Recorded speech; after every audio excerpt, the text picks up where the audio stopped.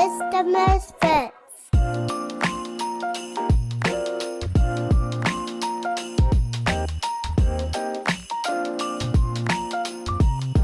Hey everyone, welcome back to Mystery Misfits. We are in the season of the 12 Days of Misfits, That's and right. we are on double digits. It is day 10. It is day 10. Christmas is a few days away, assuming that, again, we got it right. And Brandon is having a very merry misfitting season here. He currently is at 9 points, which is a half a point behind where he ended last year.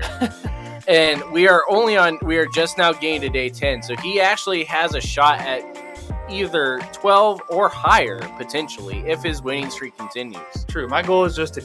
Your goal is just to win today. Well, yeah, that's right. We learned that from those first couple weeks where I was... Well, if you win today, you've already beat your record from last year. So, go ahead. Let's see what we're working with, and we'll see if we can beat your record from last year. It's getting more challenging to get these out, get lower in the boot. All right, today we're on Isaiah chapter 9, verses 1 through 7. Awesome. Isaiah 9, 1 through 7. And now, a little side note with this one is that later this afternoon, depending on when you're listening to this, go make sure you check out the blog because there will be a blog added dealing with this passage once we are done with it here. So Isaiah chapter 9, verses 1 through 7 says this. Nevertheless, the gloom of the distressed land will not be like that of the former times when he humbled the land of Zebulun and the land of Naphtali. But in the future he will bring honor to the way of the sea, to the land of the east of the Jordan, and to Galilee of the nations.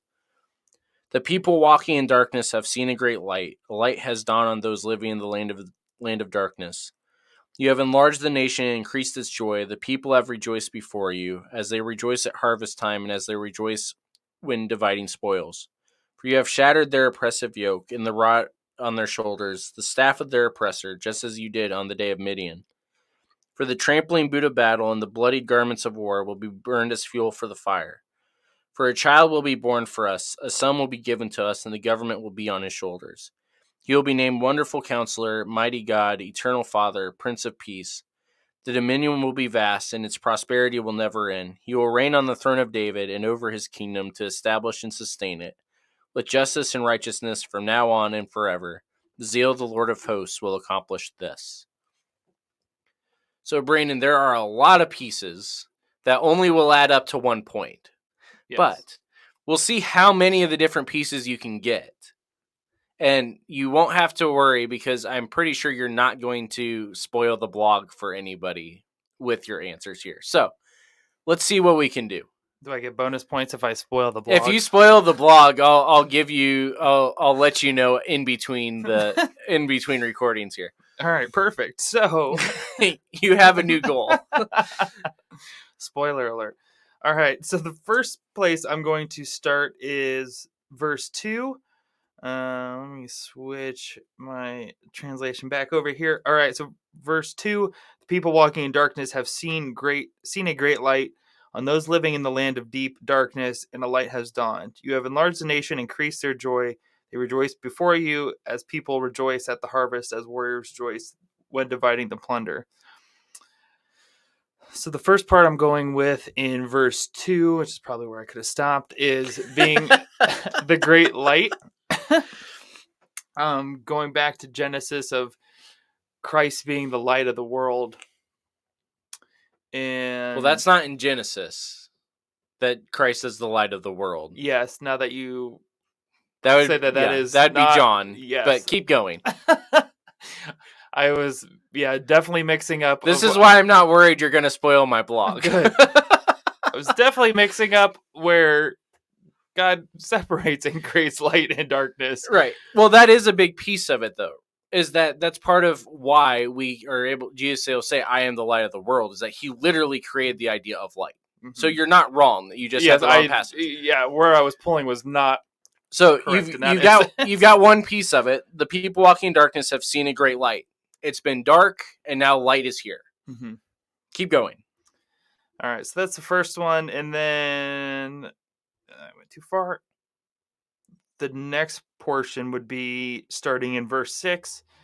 For to us a child is born, to us a son is given, and the government will be on his shoulders, and he will be called Wonderful Counselor, Mighty God, Everlasting Father, Prince of Peace.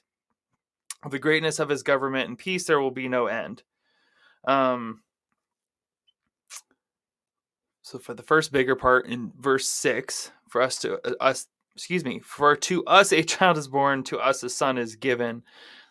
We see Jesus being that child. The son, right? The son, yeah. Child and son, yes. They're and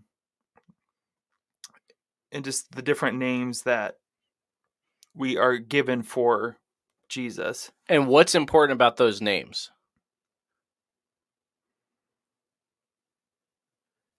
He will be called Wonderful Counselor, Mighty God, Everlasting Father, Prince of Peace. See if you can remember back to a couple other episodes we recorded this season so far. What do we have with the names here? I guess I'm not sure what you're specifically looking for. So we've got because they're the Wonderful Counselor. Promises. Well, they're promises, but the Wonderful Counselor is who? The Holy Spirit. The Spirit. The Everlasting Father is who? God. The Father. The Prince of Peace is who? Jesus. The Son. Yes. We have the Trinity right here, all being named Mighty God. The Spirit, the Father, and the Son all together are Mighty God. So this is not just, oh, we have a son and everything's good now.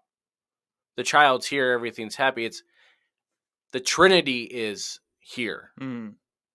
He will be called Wonderful Counselor. He will be called Mighty God, Everlasting Father, and Prince of Peace. This is Yahweh, not just some foreign deity that may happen to be also in human form. Now, there's one more piece that you've got here going into the next verse. Is it the peace within the peace? No. Ooh. Look at verse 7. That's where I was going. Of the greatness of his government and peace, there will be no end. That's where I was initially looking at. He will reign on David's throne and over his kingdom, establishing and upholding it with justice and righteousness from that time on and forever. The zeal of the Lord Almighty will accomplish this. He will reign on David's throne. We're back to, again, the fact that we know Jesus is able to be the Messiah because he's a descendant of David, both by mom and by stepdad. But we also know that this is not just Mary's son or Joseph's stepson. This is Yahweh, the one that created the light at the beginning, the one that will sustain us through all of this, the one that will carry justice on his shoulders. That is who we are actually dealing with and talking about.